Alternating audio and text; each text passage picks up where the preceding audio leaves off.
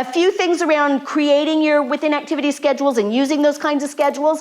With this kind of thing, it's about identifying the task that you want to focus on, or the specific routine, brushing teeth, getting dressed for school, doing your laundry, cleaning your bedroom, making a sandwich, whatever it is. And then you need to make a task analysis, right? So if you're a behavior analyst type person, you know what that is. You might know even if you're not a behavior analyst type person, but a task analysis is just simply going through one activity and identifying every little step that's in that activity. What I always suggest that people do before they start spending time making the visuals is to do your task analysis, make a list of all the steps, and then follow your steps, the steps that you wrote down, and do only the things that you wrote down and see if it works, right? Because a lot of times we've been doing tasks for so long, we forget about little tiny bits of the task. We assume that it's not a necessary step, or we just kind of forget about it.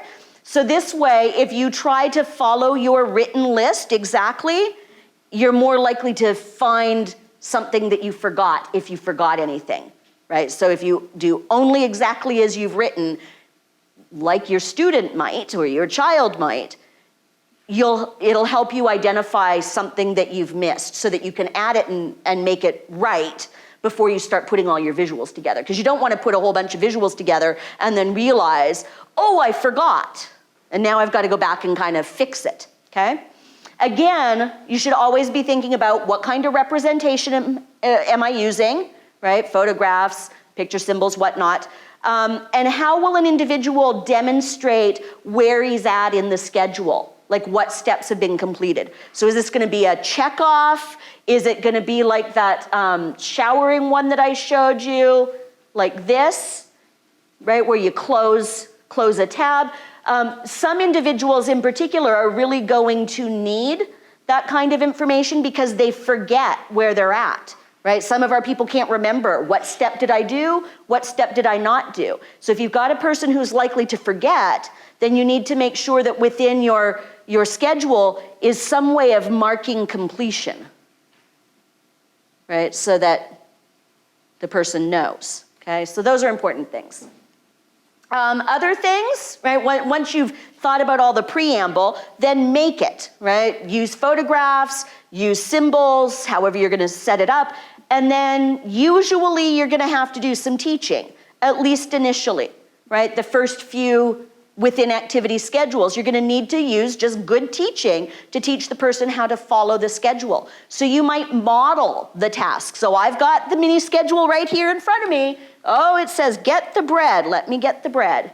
Oh, it says open the bread, let me open the bread, let me get a plate, right? And so I model how to go through it. I'll deliver some prompts, I'll have the person do it, and I'll prompt to help the person do the task. Then we have to fade those prompts away, because again, I don't want to have to be there forever, right? So fade my prompts away, and then provide reinforcement for the person, right? Good job, way to go, look at you, you made a sandwich. Sometimes the reinforcement's embedded in the activity, right? If the person's making PB&J and they like PB&J, well, the reinforcement's at the end, because when they've done everything, they get PB&J. Sometimes things like brushing teeth, there's not a lot of reinforcement in brushing teeth, unless you're reinforced by, I'm done and I get to leave the brushing of the teeth, right? But I worked with a kid once, and it sounds horrible, but this was a kid, a toothbrush was not going to touch his mouth, thank you very much. Like, period, end of story. But man, did that kid love chocolate. And so I know it's like kind of counterproductive, but he would get a chocolate when he brushed his teeth. Now I know, kind of defeats the purpose, but he wasn't brushing his teeth at all before. So for a while, he brushed his teeth and he'd get a chocolate, not a huge chocolate, we're not talking, Big Purdy's Hedgehogs or something, but a piece of chocolate, an M&M or something. And then, we just scale that back. Behavior analysts are really good at like splitting Smarties and stuff. Pill cutters are good for that, pill cutters. Or you just get the mini ones, now there are mini M&Ms, right? Those work well, or mini chocolate chips, but we just sliced it back, and then eventually we faded the chocolate out, right? Because we always also paired the chocolate with, good for you, you brushed your teeth, way to go, high five, right? Other kinds of reinforcement, and then got rid of the chocolate. But sometimes you have to give an sort of extra kick to reinforce a new behavior, especially if that behavior is something that the individual really doesn't want to engage in, right? And is really not enjoying. So I did once upon a time reinforce a child for brushing his teeth by giving him chocolate. Mom was okay with it. We had to have a conversation, but then Mom was like, yeah, we're probably gonna have to do that. And I think it hurt her the first few days. She kind of cringed. But it worked, and within a few weeks, he wasn't eating chocolate after he brushed his teeth anymore either, so then that was good. All right, a few other things to remember, right? Regardless of the kind of schedules that you're using, whether it's a between activity or a within activity, you need to use a representation that works for the individual. You have to, right? Otherwise, there's no point in doing this. You might be using more than one representation. You might be using some symbols and some photos. That's okay. But it has to make sense to the individual. Otherwise, we're not providing them with any information. Also think about what it is you're trying to accomplish with your schedule.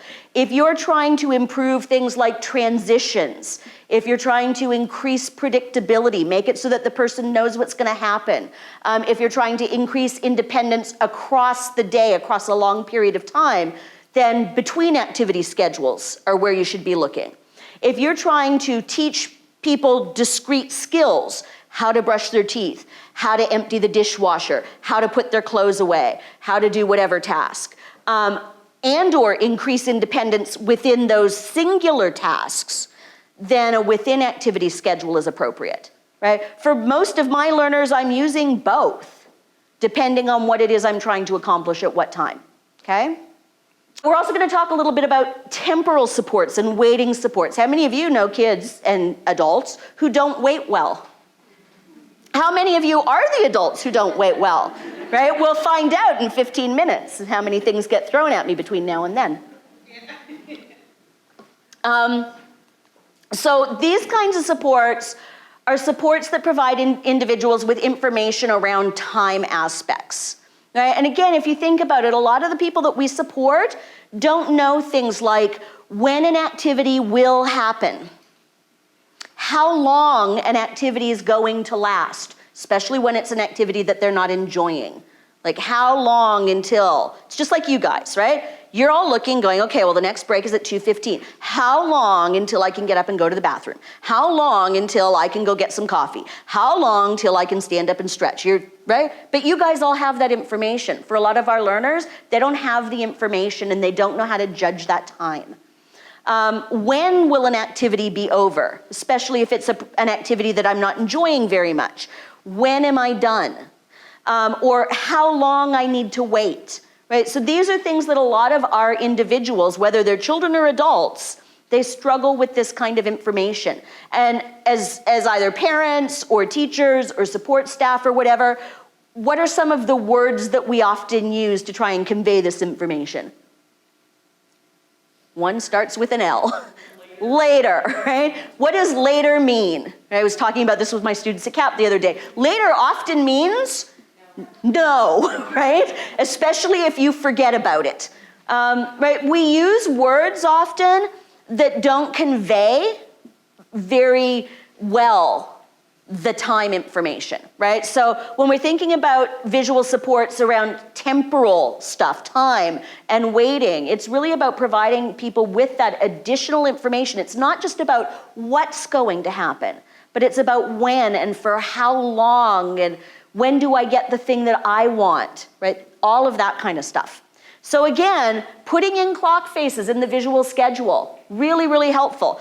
And the nice thing is you don't actually need to know how to tell time. So I've used this before. I had a kid, little girl at school, and the routine was in the morning, they had like their little calendar time, lasted about 10 minutes, and then they all got a little folder of morning work. It's like a little worksheet, right? They're all 7. And at 9:30, it was gym time. Now this student loved gym. She loved going to the gym, but She also had learned that if you're doing some sort of work task, you're not allowed to leave it until it's finished. And she was a very slow and methodical worker. So she'd get her little worksheet after calendar at about 9:10, and usually at 9:30 when the teacher said, okay, everybody line up for gym, she was not finished. And the teacher would come over and say, that's okay, you can leave it.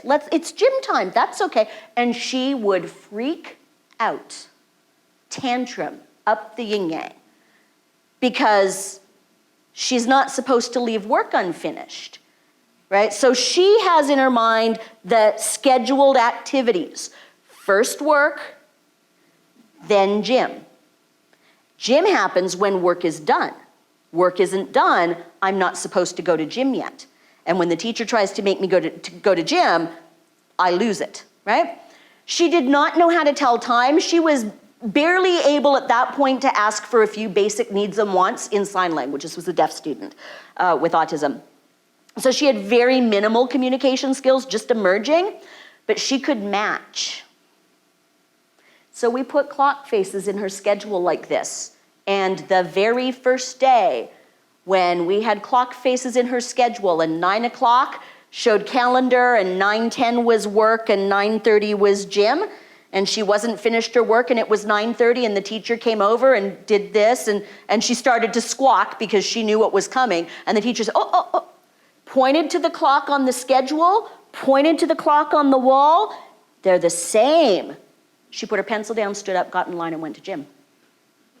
Right? And then she knew, check, look, and you'd hear her. She'd call out to the teacher, deaf kids, same, that's right, it's time, let's go. She didn't know her numbers. She didn't know 8:30 from 9:30 from 10:30, but she could match. And so that's all we needed to do, right? That's all we needed to do. So use analog clocks, not digital for this. Right? If you use a digital clock, the person has 60 seconds to make that match, and you're making that match across several numbers.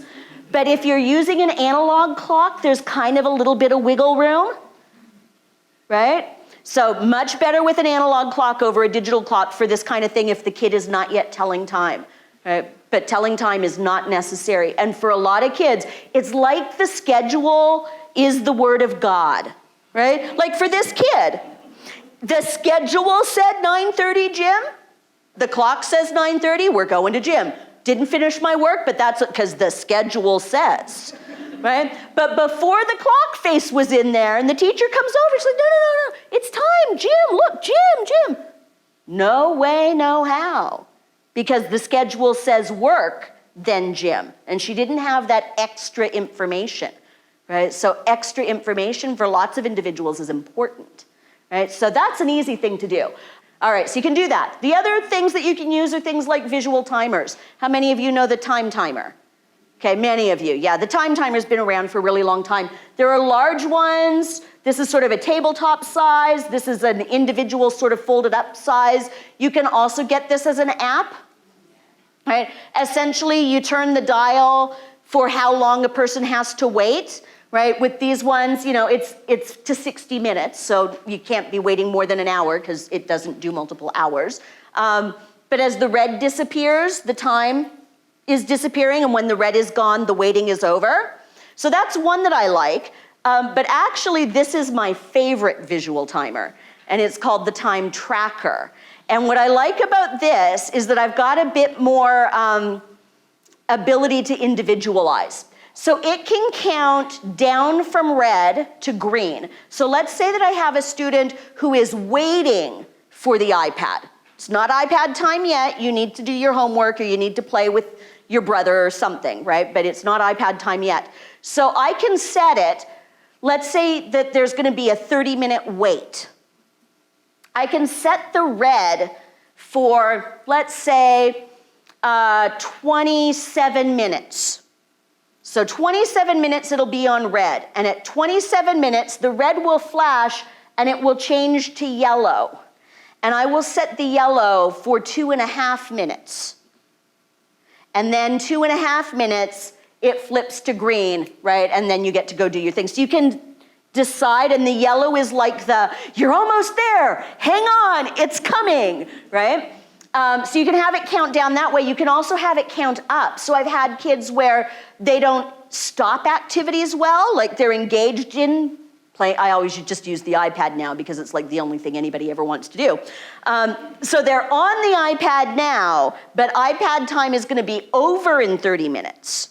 So then I can have 20, let's say that we have a really hard time shifting off the iPad. So I might have the green set for 25 minutes, and then I have 4.5 minutes on yellow before it switches to red. So I can make the yellow longer, so it's like, okay, warning, but you're gonna get lots of time to kind of adjust to the thought that soon it's gonna end, right? And it's got auditory stuff. It's also got weird voices. Time to go! And it's kind of, right, and it'll say stuff, right, in weird voices, and now you stop. And it says things, and it's very announcer-like. So you can have it do that too. But it's very nice in terms of individualization, right? So I like this. There's an app that looks just like this as well, and it's called Stop Go with an exclamation mark at the end. It used to be free. The last time I did an app workshop, it was a couple bucks. So not horribly expensive, but does exactly the same thing. So you can count up from green, count down from red. Really nice for those individuals who need a bit more sort of transition warning, okay?